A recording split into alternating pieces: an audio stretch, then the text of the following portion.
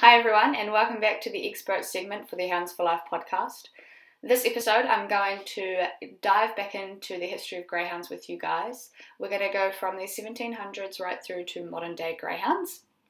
For modern day greyhounds, I pretty much solely focused on New Zealand greyhounds.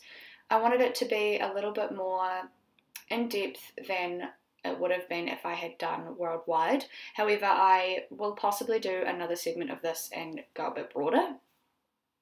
So let's launch right into it. As the Middle Ages gave way, the status of the greyhound remained much the same. Though they were no longer valued above human life, they were still considered to be of a very high status symbol. Hunting was eventually no longer considered a worthwhile endeavour, and soon became less of a means to survive and more of a sport. Highly bred sporting dogs were put to use in the arenas of sports, and dog racing soon rivaled horse racing in popularity. England is credited with being the originating nation for modern-day greyhound racing, and in Hendon, a mechanical device was created to encourage the dogs to race at top speed down a straightway. Before long, greyhound racing ceased to be a gentleman's sport only, and soon working class people were also involved in the racing industry. In the 18th century, the English Earl of Orford created the first racing club, which opened to the public in 1776 in Norfolk. At the same time, horse racing was also opened to the public. One of the most famous greyhounds in history is Snowball, who won 4 cups over 30 races in his career. The 18th century is also when breeders began to keep pedigrees, i.e. records, of their dogs.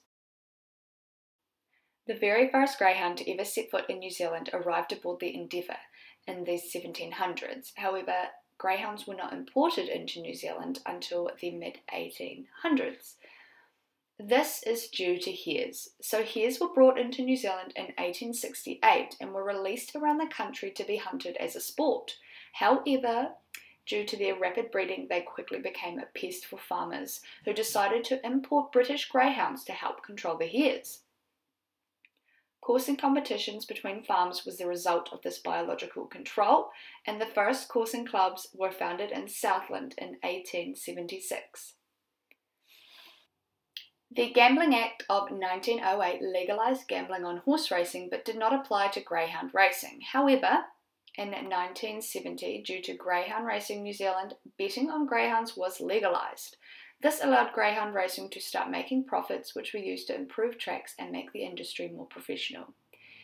In terms of tracks, there are currently 8 around New Zealand, and all trainers and owners are registered with Greyhound Racing New Zealand. I did try to look into whether or not greyhounds were bred as pets, for pets specifically. However, I really couldn't find anything regarding that. All I could find was that they are bred for racing. So if anyone has any information on whether or not they are bred for pets anywhere in the world, that would be very awesome, and I would much appreciate being sent the info. Finally, we are at the 20th century, the modern day greyhound. I did look into it, but I couldn't find anything, as I said, regarding whether or not greyhounds are bred specifically for pet life. I only found information regarding the racing industry. So there are currently 8 tracks in New Zealand that greyhounds are raced on, and all trainers, owners and the dogs are registered with Greyhound Racing New Zealand. Once they finish racing, they go to the Greyhound Racing New Zealand kennels. They have 3 currently in New Zealand where they are prepared for pet life. Every year there are approximately 500 greyhounds that get rehomed within New Zealand, which is actually less than 1% of all dogs that are rehomed within the country per year. If any of you do know anything more about whether or not they're bred specifically to be pets, not just in New Zealand, like worldwide, that would be great information to have. I couldn't find any. I think they're specifically bred for racing.